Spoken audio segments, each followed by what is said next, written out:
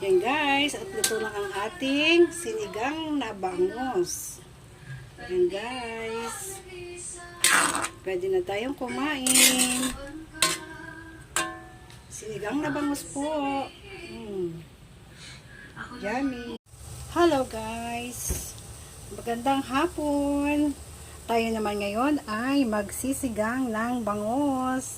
Meron tayo ditong kamatis, sibuyas, luya at sili. Lalagay na natin sa ating kumukulong tubig. Yan guys. Yan guys, kumukulo-kulo na ang ating mga sahog. Ilalagay naman natin ang ating isda.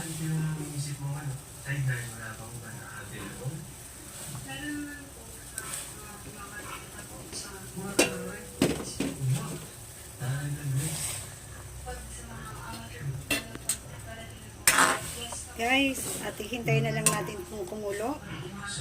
At ito naman guys, ang ating gulay. Ilalagay na rin natin dito, kasabay na ng ating isda. Ayan guys, lalagyan naman natin ng sinigang mix, tamarind. At ilagay na rin natin ang ating kangkong. Ayan guys, pag nalanta na itong ating kangkong, pwede na tayong kumain.